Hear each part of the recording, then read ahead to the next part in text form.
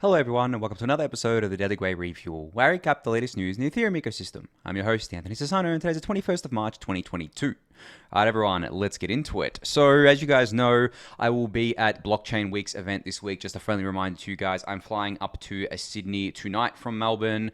I'm recording this in the daytime. This is the first time in my new house that I've recorded a refuel during daytime. You can actually see the sun in this room during the day, guys. I'm not just like hunched over and like in a dark room all the time. But yeah, very excited to kind of interview Mehdi from the Sigma Prime team. We're one of the ETH2 client teams tomorrow morning in Sydney. And then on Wednesday, I'll be kind of like having a chat with Kane from Synthetics to close out the day in Melbourne at Marvel Stadium there. So hoping to see you guys there.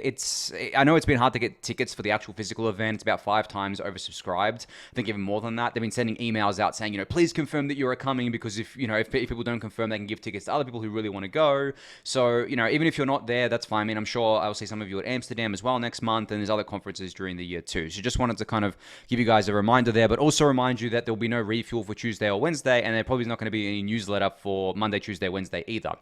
But they'll be back on Thursday. Thursday will be a nice episode. I'll just recap everything from kind of like the 2 days that I'm spending in Blockchain Week and everything like that. So very much looking forward to it. Very excited for this. This is my first proper crypto conference since ETH Denver 2020. So it's been a long time. Thank you, COVID, for that. But yeah, now I'm very, very excited about this and hoping to see some of you there.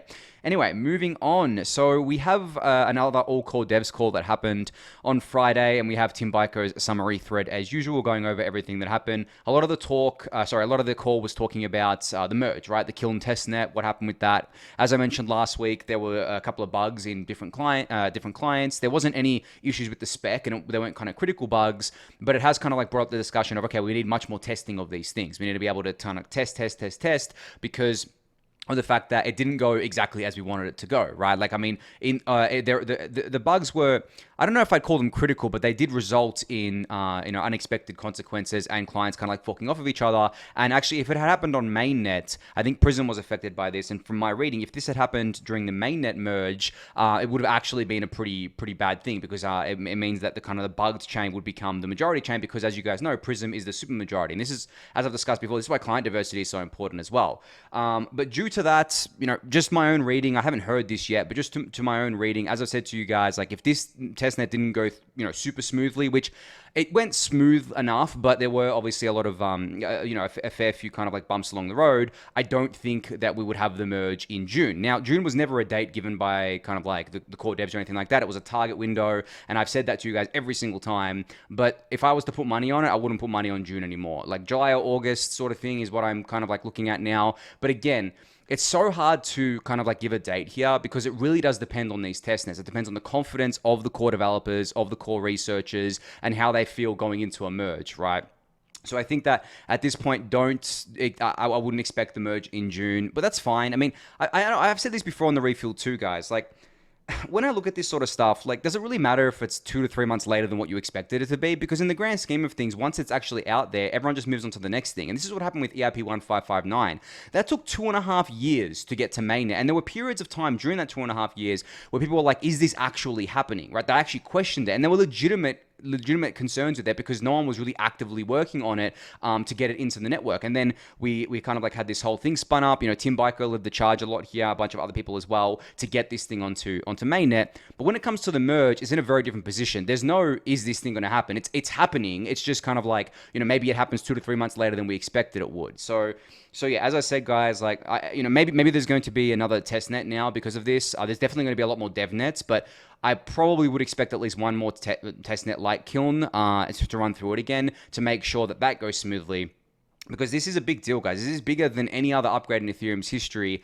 This is bigger than launching the beacon chain, and we can't get this wrong. So it's better to kind of like have a quote-unquote delay, or kind of like release this 2 to 3 months later than people expected, rather than kind of releasing it and then the network kind of like breaking and then we having to roll back. And I mean, that would be a disaster, right? So don't quote me on this. Please do not say, breaking Ethereum educator Anthony Sassano says the merge has been delayed. No, I'm giving my opinion on where I see things right now, and there was no date given or anything like that, so I don't consider this a delay. But I just like to keep you guys on the bleeding edge of this sort of stuff and to kind of run through how I'm thinking about it. But go read this thread from Tim Beiko for yourself. I'll link it in the YouTube description. But from my reading, just reading between the lines like I normally like to do, I just do not think a June merge is going to happen at this stage, just because I don't believe that it should happen. Like, honestly, if I was kind of a core dev or a core researcher, I would be pushing the others, and I would be kind of suggesting to the others, be like, hey guys, like, I don't think we should merge in June. We need more testing, blah, blah, blah, which is exactly what's happening, by the way. But I would be doing the same thing because I know just how critical and important it is to get this thing right.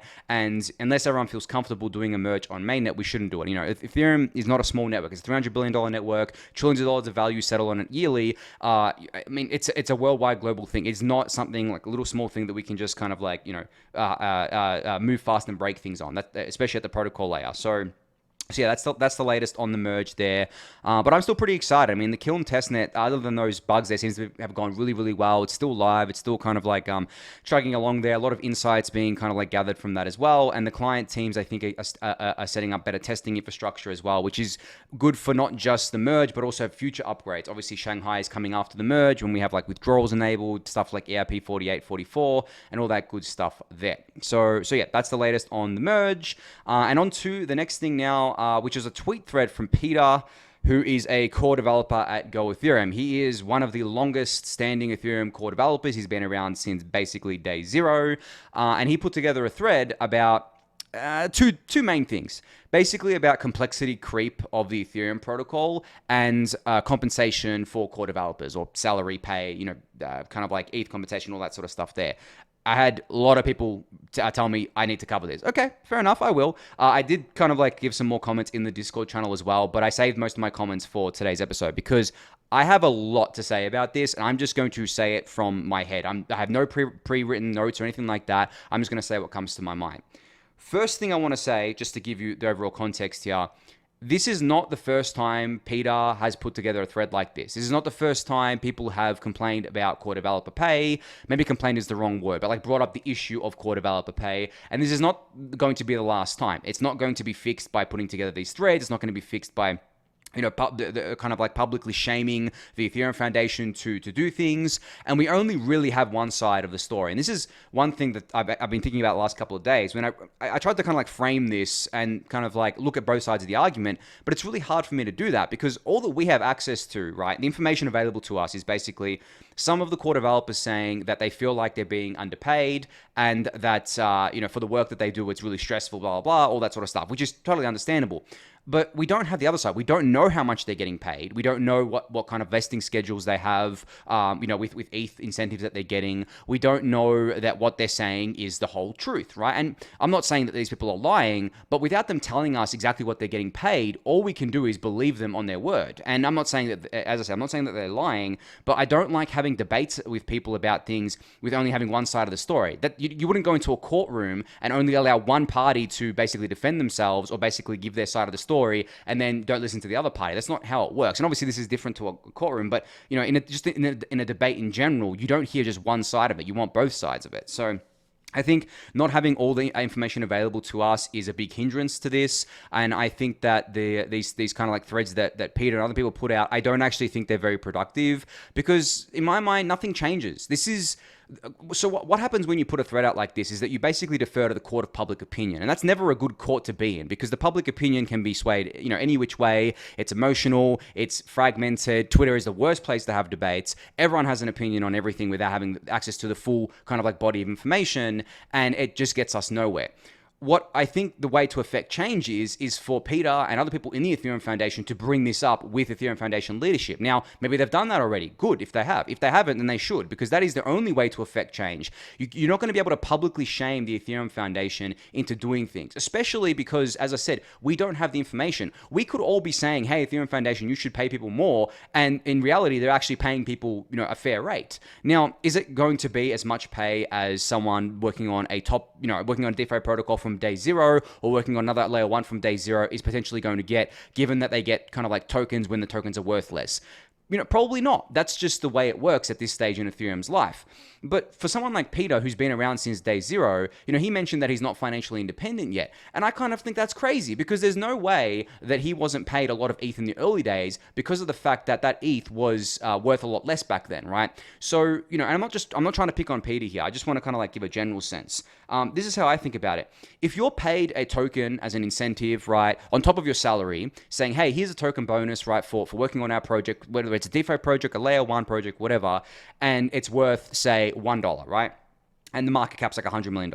Fair enough, right? You get that, you're like, wow, okay, this is cool, I'm going to sell this, right? Like, this is money that I can kind of like take, I can use it, blah, blah, blah, I'm going to sell this. And you're free to do that. But then, let's say that token goes up to $100 or $1,000, right?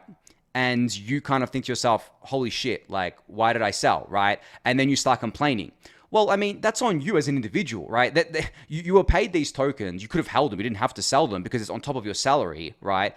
Which it usually is. There's a salary portion, and then there's the kind of like token portion, which is kind of like your stake in, whether it be like a company, an equity stake, or tokens in a protocol. But if you sold them too early, well, that's on you. You shouldn't be relying on someone else to quote unquote bail you out of that. Now, I'm not saying that's what Peter did. I'm not saying that's what other core developers did. But I've seen instances of this happen before where people sell way too early, and then the token price skyrockets because their work is valuable, right? The work that they're doing has added value to the network, and they now regret selling, and they want their pay to be bumped up. But in reality, there's probably another person that didn't sell, and that's why they have been able to earn much more money from that. So that's kind of like one example there. But kind of going back to the main kind of like points here from Peter about compensation. As I said, there's not much I can actually say on this topic, given that I don't know what these core developers are paid. I don't know if they're over or underpaid. I don't know what token vesting they have. I don't have any of that information. So there's no point me speculating on things without the access to that information. So I'm not even going to try. There's already been plenty of people talking about this. The one thing I will say about core dev compensation is that it's not just the Ethereum Foundation that gives kind of like funds to these teams. And you recall recently in December of last year, the Ethereum Foundation spun up the client incentive program, which basically gave about $13 million worth of ETH to each core client team as validators on the Beacon chain in order to kind of like, and that's vesting over time, but in order to kind of like align incentives and give these core developer teams a nice big bonus. And that's in ETH. So if ETH goes 3 times from here, that's now worth $39 million, right?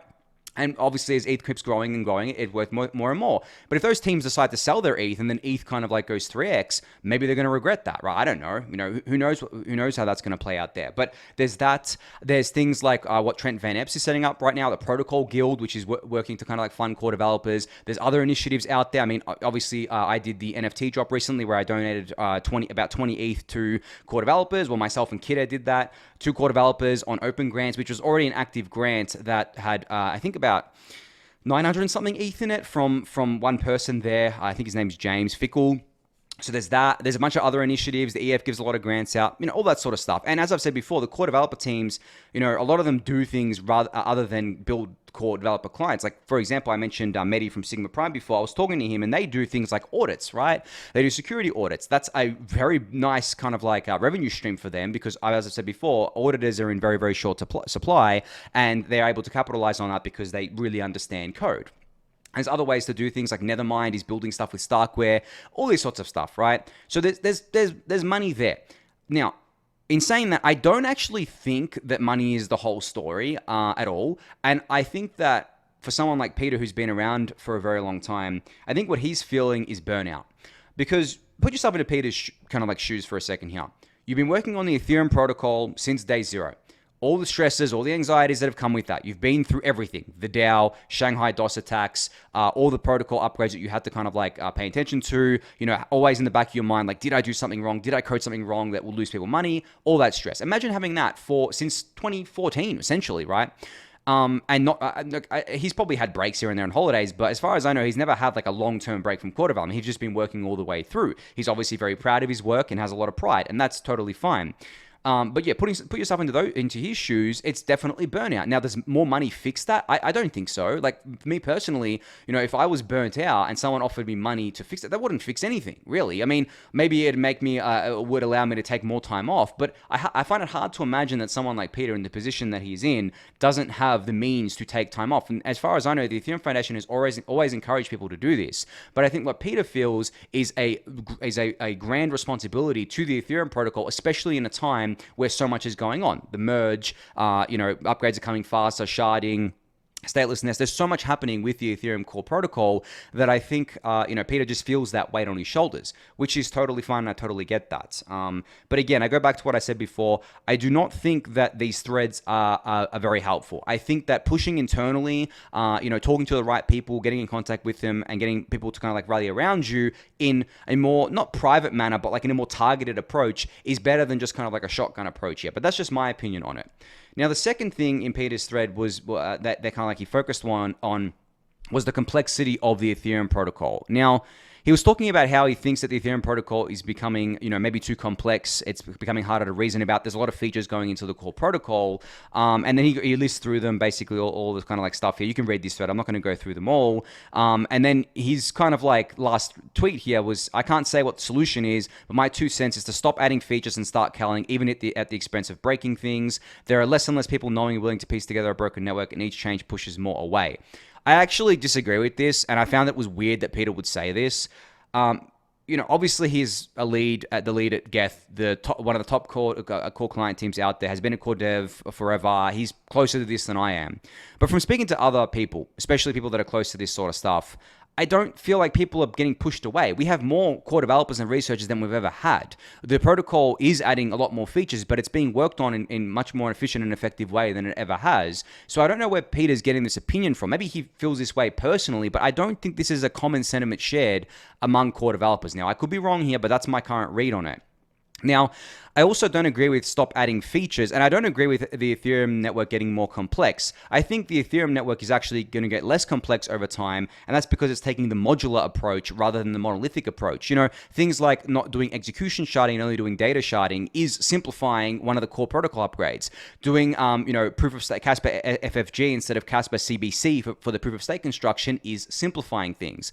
That's not a subjective thing. That is an objective thing that has happened. Dank sharding is simplifying things again. I don't feel like the Ethereum protocol is getting more complex from that kind of view there. But in saying that, you can't have what Ethereum offers you and what Ethereum wants to do without inevitably adding more complexity to it. If you want Ethereum to be just like Bitcoin with smart contracts and that's it, well, I mean, we had that. And we saw all the bottlenecks, the scalability bottlenecks, the gas fees going up, really, really high, the sustainability bottleneck of the chain getting too big and we need to do statelessness and stuff like that. Like, complexity is not necessarily a bad thing, but I think the way to think about complexity is that, okay, does adding this feature to the network improve the network by 100x, for example? Does it improve, maybe not even 100x, does it improve the network by 10 to 100x? Is it worth the added complexity? And I think that pretty much everything that's been added to Ethereum protocol at this stage has improved it by that much. I actually think that EIP 1559 is a 100x improvement because we stopped leaking value. Like, the value of ETH needs to go up in order to secure the network as secure as possible, and a lot of other downstream effects from there. But we stopped leaking value from that. And not only did we kind of like stop leaking value, but we made the network better to use, by kind of like making transaction fees smoother and all that sorts of stuff there. Proof of stake, I actually think that's 100 times improvement on proof of work. That enables sharding, which is, the data sharding, which is 100,000x improvement for layer 2s. Same with things like EIP 4844, which is the blob carrying transactions. All this sort of stuff, in my mind, is a massive improvement and we should pursue it.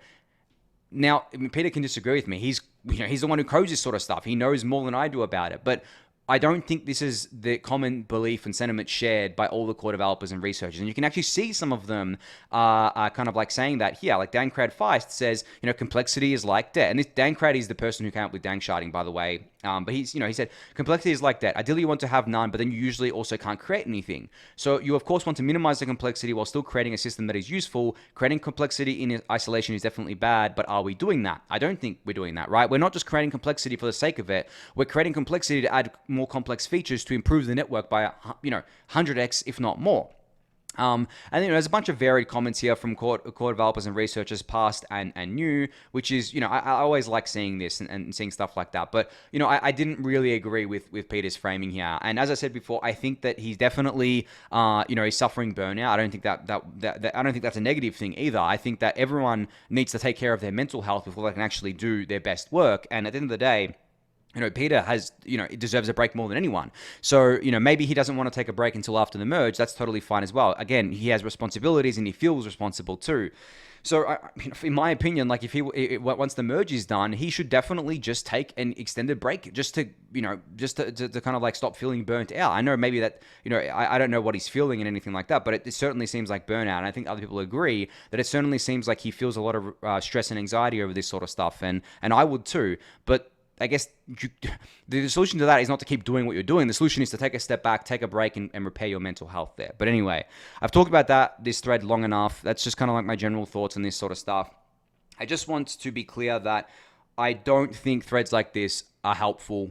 I don't think they're going to affect change. I think what affects change is having targeted feedback to the people who actually are in a position to make the changes, rather than doing a court of public opinion, because in my mind, that just never works, honestly. It really doesn't work. It leads to so many opinions. It leads to so much kind of like, I guess, like bad stuff happening and being said. I mean, the Bitcoin maximalists absolutely jumped on this thread. They loved it. Like, oh, look at this, a core Ethereum developer is saying that the Ethereum protocol is too complex and we should simplify it. This is what we've been saying for years, while totally ignoring the fact that this isn't a consensus view. This is just one person's view. Of course, they're going to latch onto it. It was just annoying to read that again. But Peter's entitled to his opinion. As I said, he's much closer to core developer and research than I am. But my read, just from kind of like talking to other core developers and researchers, just from kind of like seeing other comments, I just don't think everyone feels the same way as Peter. And that's good. It's good that we have different opinions here. But hopefully we can get to a consensus. Hopefully we can actually, if the core developers are actually being underpaid severely, we, get them more money, right? But at the end of the day, a salary is never going to get them, to the point where they need to be. Give them vested ETH, which is the Ethereum Foundation did with the client incentive program. Do more of that. The protocol guild that Trend's working on is going to do stuff like that. That's what we need at the end of the day. We don't need kind of like people saying, oh, we need to have like a salary of 500K for the core developers.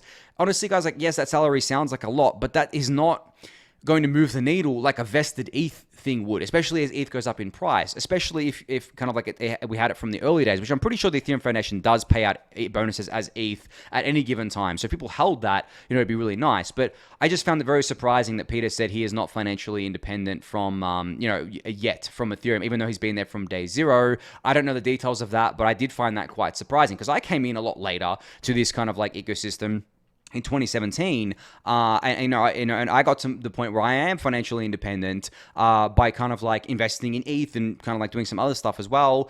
So I just found that surprising. But again, everyone's situation is always different. There's always the individual situation to consider here. Maybe Peter couldn't hold on to that ETH. Maybe he really needed to sell it at the time that he got it in order to kind of like pay for expenses. And that's totally fine. Like the early days of Ethereum is very different to what it is today. So as I said, without having all the details, I can't really give much more of an opinion than that. But I hope that clears it up for you guys and kind of like gives my view on it. And definitely read all the other kind of like views on it. I've seen a lot of them on Twitter. Take it all in. Form your own opinion about it. Don't just kind of like form an opinion based on one thing that you read. Try and kind of like get multiple views. I think that's always the best way to go about doing things.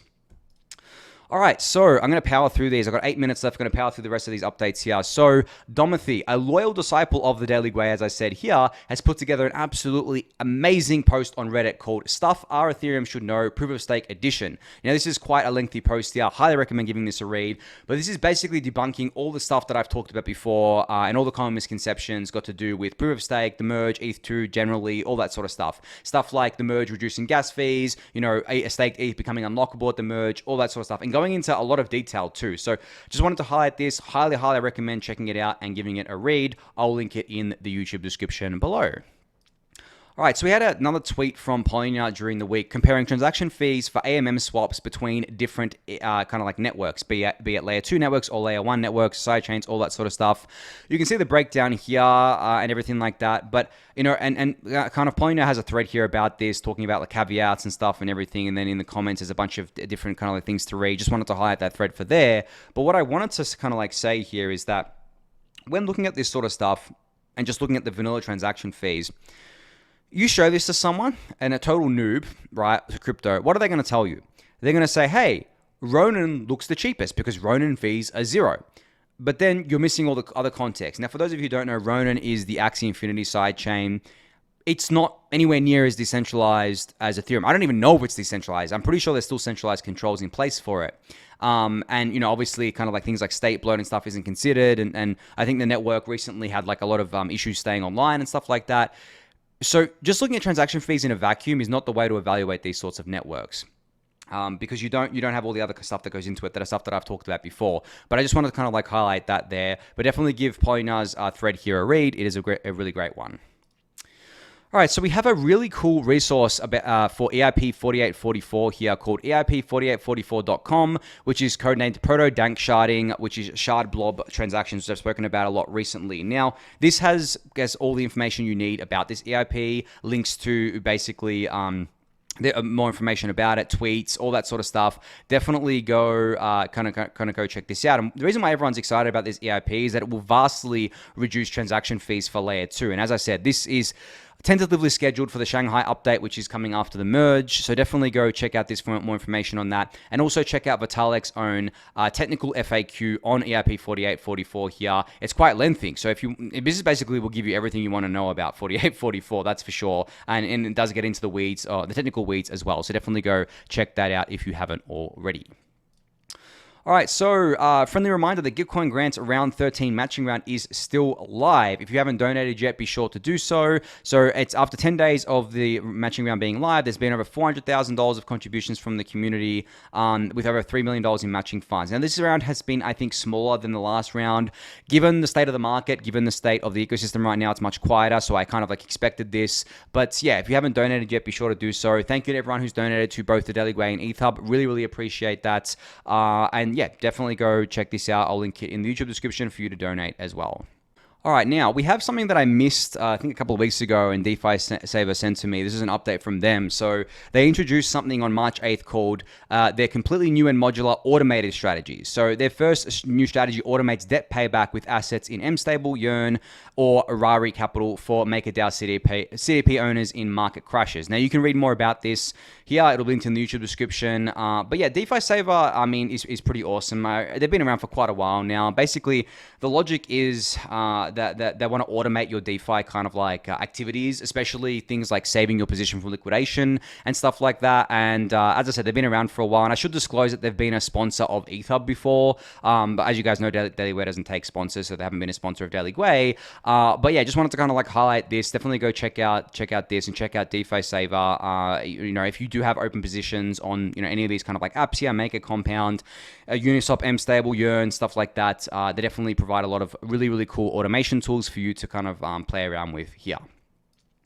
All right, so finally, there is a new job at the Ethereum Foundation that I've been asked to kind of like recommend to you guys on the Refuel. Now, this is a test engineer job. Now, the reason why I was asked to recommend this is because of what happened with the Kiln testnet merge and how we need more testing done on kind of like the Ethereum core protocol side. So if that sounds like something you want to do and then you want to be involved in, you want to help with, and it is, don't just think this is something small, guys. This is a critical part of Ethereum core protocol development. But if this sounds like something you want to do, go click this apply for this job button here. And if you apply for it, definitely let me know so I can kind of like, put your name forward to the relevant people as well. But yeah, the requirements for this role are listed down here. It is definitely a technical role. You need to have experience working with the EVM, experience with both the execution and consensus layers of Ethereum is also nice to have.